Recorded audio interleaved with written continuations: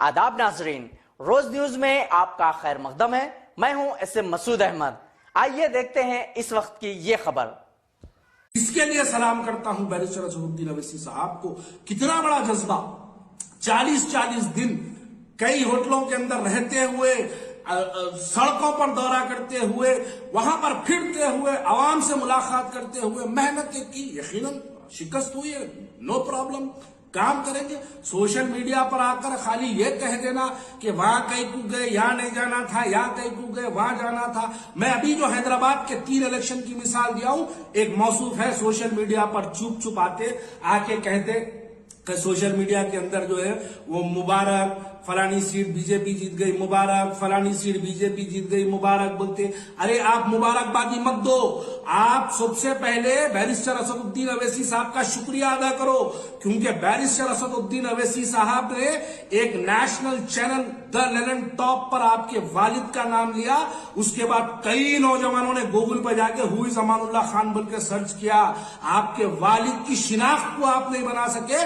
Barrister Asaduddin Owaisi साहब ने national media के अंदर आपके वालिद का नाम लेने के बाद हिंदुस्तान के बच्चे सर्च करने लगे।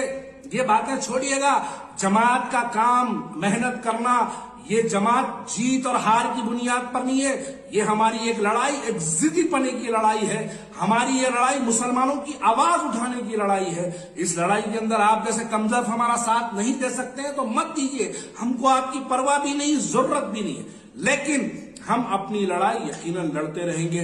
बिहार के अंदर 3 इलेक्शन हारने के बाद चौथा इलेक्शन कामयाबी का सबब बना। हैदराबाद के अंदर 3 इलेक्शन हारने के बाद चौथा इलेक्शन हैदराबाद के अंदर मेंबर ऑफ पार्लियामेंट की कामयाबी का सबब बना। अरे उत्तर प्रदेश का तो भी पहला और दूसरा इलेक्शन है, और एक लड़ना बाकी है और एक हारना बाकी है। चौथा इलेक्शन जीतना है और एक बार जीतेंगे तो यकीनन उसके अंदर जो है हम कामयाबी भी हासिल करेंगे, अपनी जमात को मजबूत करेंगे। आज हमारे 5 लाख वोट अल्हम्दुलिल्लाह वहां पर मौजूद है, उसके लिए सलाम है बैरिस्टर असदुद्दीन अवैसी साहब को। आपने 1.5 महीना 2 महीने उत्तर प्रदेश के अंदर काम कर 5 लाख मुसलमानों को आप जमाती कारकुन बनाने में कामयाब हुए। ये जमात की कामयाबी है। अरे ऐसे इलेक्शंस, ऐसी गवर्नमेंट, ऐसे लोग आते रहेंगे जाते रहेंगे, तनकीदों का बना दिए जमाना। अरे मैं बैठ के देख रहा हूं हैदराबाद के वो कांग्रेस के कई लीडर्स अजीब अजीब बयान दे रहे। अरे भाई कांग्रेस वालों, मेरी बात को समझो। वो जो तुम्हारा नामपल्ली में गांधी भवन है उसकी प्लॉटिंग कर दो, अब वही बाकी रह गया। नहीं तो कम से कम उसके अंदर एक गांधी के नाम से हॉस्पिटल तो भी बना दो। तुम्हारे ज़ईफ जो लीडर पड़े हुए हैं गांधी भवन के अंदर, उनका तो भी इलाज फ्री में जो है कम से कम वहां पे हो जाएगा, वो तो भी कर लो। खाली आके तनकीद कर ले के बस वहां कहीं को गए, यहाँ कहीं को गए, ये बातों से कोई मतलब नहीं है।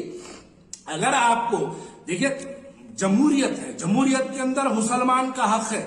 अगर असल तकलीफ इनको इस बात की है कि एक मुसलमान जाके बेबाकी से उत्तर प्रदेश के अंदर आवाज उठा रहा है, एक मुसलमान जाकर वहां पर अपने नारे को बुलंद करता है, ये इस बात की तकलीफ है। ये लोग चाहते हैं कि मुसलमान इनके 79% वोटों की तरह गुलामी करे। यही तो मैं कहना चाहता हूं कि हमारे आज 79% वोट्स होने के बावजूद भी हमारी कोई सियासी हिस्सेदारी नहीं है। अरे हमने तो, मुसलमानों ने तो ईमानदारी से वोट दिया समाजवादी पार्टी को, लेकिन हमारा वोट कहां गया? लिमिट में रह के बात करना। दारुस्सलाम की तारीख तुमको पता नहीं। दारुस्सलाम के अंदर जब एक ऐलान हुआ, 1.5 लाख मुसलमानों ने हैदराबाद के अंदर दारुस्सलाम की आवाज के बाद वहां पर अपनी जानों की कुर्बानी दे दी। ये दारुस्सलाम की तारीख आजकल के लौंडे जो बाहर से आए लोगों को नहीं मालूम है। दारुस्सलाम से अगर इनकलाब का नारा लगता तो दिल्ली की सल्तनत हिल जाती थी। ये वक्त और ये तारीख इस बात की गवाह है कि हम लोगों ने ऐसी अपनी जानों की कुर्बानी देने के बाद आज ये दारुस्सलाम अल्हम्दुलिल्लाह हमारा खड़ा है। अरे हम इतने बदनसीब हैं कि इनके 125 एमएलए जिताने के बाद भी समाजवादी पार्टी के सदर मुसलमानों का शुक्रिया अदा तक नहीं करते। अरे शुक्रिया अदा तो छोड़ो, کل جب مسلمانوں کے جان و مال پر اگر کوئی بن کے آئے گی تو کیا یہ 79% ووٹ مسلمانوں کے جن لوگوں نے حاصل کیا، کیا تم مسلمانوں کی آواز اٹھاؤ گے؟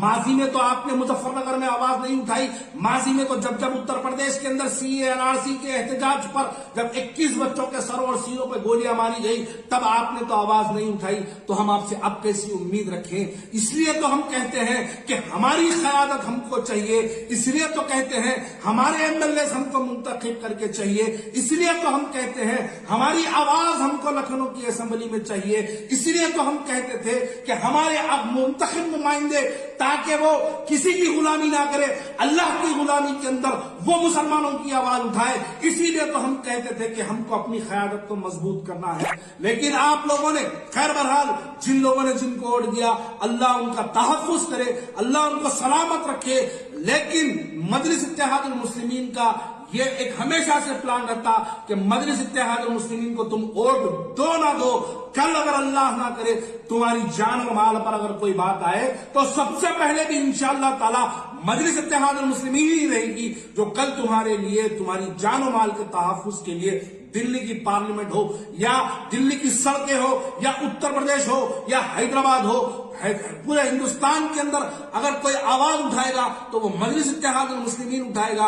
ابھی بہت الیکشن باقی ہے، ابھی بہت سے الیکشن ہم کو لڑنا ہے، ہم کو ہارنا ہے، اس کے بعد ایک ایسا قلعہ بنا کے ہم کو اتر پردیش فتح کرنا ہے، اور انشاءاللہ تعالی وہ دن بھی ضرور آئے گا۔